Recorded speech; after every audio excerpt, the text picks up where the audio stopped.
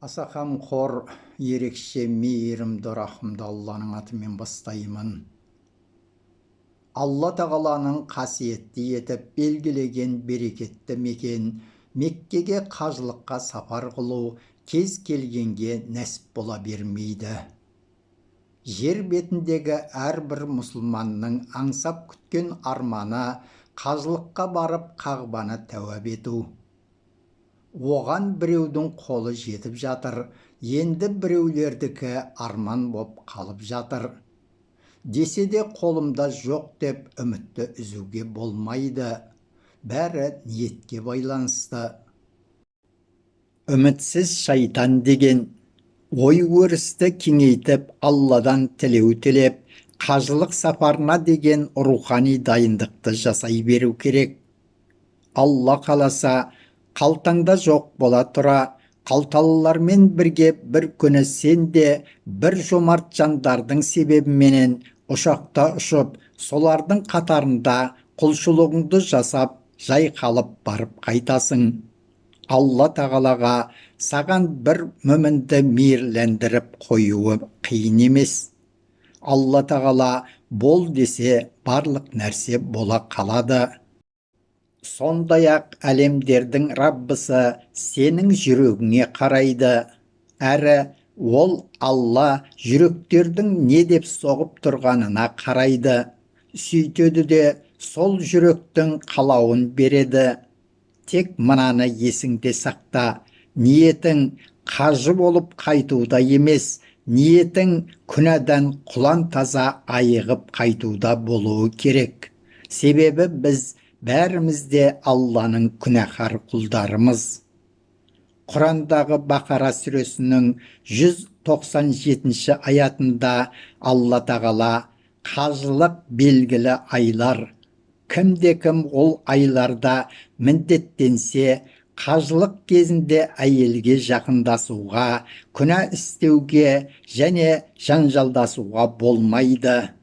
Нендей жақсылық істесеңдер, Алла оны біледі және азық алыңдар. Негізінде азықтың жақсысы тақуалық. Ей ақыл иелері, менен ғана қорқыңдар деп бұйырады. Демек, кісі қажылыққа бет алса, сондай зор дайындықпен, салмақты оймен өз-өзін қиындыққа бейімдеп, тақуалыққа қол жеткізу ниетінде бекем шығу керек деген сөз. Ол ойнап барып, ойнап қайтатын сапар емес. Әрі мына еліңде жеп қалғанды жеп, киіп қалғанды киіп, сөйлеп қалғанды сөйлеп, істеп қалғанды істейтін, сондай-ақ заң законыңды орнататын жер емес.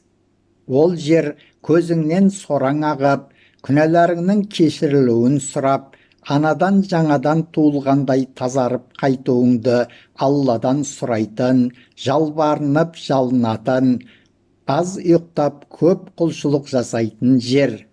Сондай-ақ Арафа күні Арафат тауында тұрып дұға ету, бар ынта-шынтасыменен Алладан тілеу қажылықтағы парыздың ең негіздісі.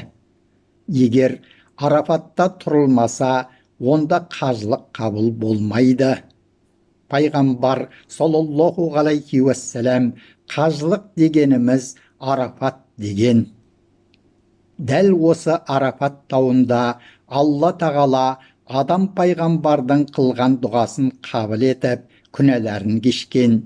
Сөйтіп, өз хикметімен адам мен Хауа ананы сол Арафат тауында қауыштырған. Бұл қасиетті мекен дұғалардың қабыл болатын, күнәлардың кешірілетін жері. Муслим риуаят еткен Айша анамыздан келген хадисте Алла елшісі саллаллаху алейхи уассалам, Алла басқа күндері тозақ отынан дәл Арафа күніндегідей көп адамды құтқармайды. Алла тағала жақындайды да періштелеріне сендермен мақтанады. Одан кейін Алла тағала олар нені қалайды дейді екен. Олай болса, Алла тағала сол Арафатта тұрып шын жылап жалбарынған пендесінің не тілесе тілегенін, сұрағанын береді деген сөз. Бұл тілеген тілек дұғасының қабыл болуы, яғни қылған қажылығының қабыл болуының негізгі бірден бір шарты. Келесі бір хадисте пайғамбарымыз саллаллаху алейхи уассалам қажылық дегеніміз Арафат.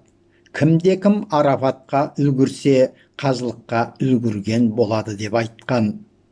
Осы айтылғандай, уақытында Қазақстан жерінен Құнанбай Мырқы бабаларымыз бастап барған 120-дан астам топ Арафатқа кешігіп қалып, қажылықтарын келесі жылы жасап, елге есен сау оралған. Қабыл болған қажылықтың сауабы жәннат. Сіз бұл дәрежеге қажылық үкімдерін орын-орнымен, рет-ретімен, бірде-бір үкімін тастамастан орындағанда және күнәлардан сақтанып, оған жоламаған кезде ғана қол жеткізе аласыз. Фақих ғалымдар, қажылық барысында күнә жасамағандар қабыл болған қажылық иелері деген. Бүгінгі күні кімде-кім қажылық сапарында болса, қажылықтары қабыл болсын. Анадан туылғандай тазарып, елге есен сау оралғай. Сондай-ақ кімде-кім қажылыққа ниеттеніп жүрген болса, тілегін Алла қабыл еткей. Ол кісілерге де қажылыққа бару нәсіп болғай.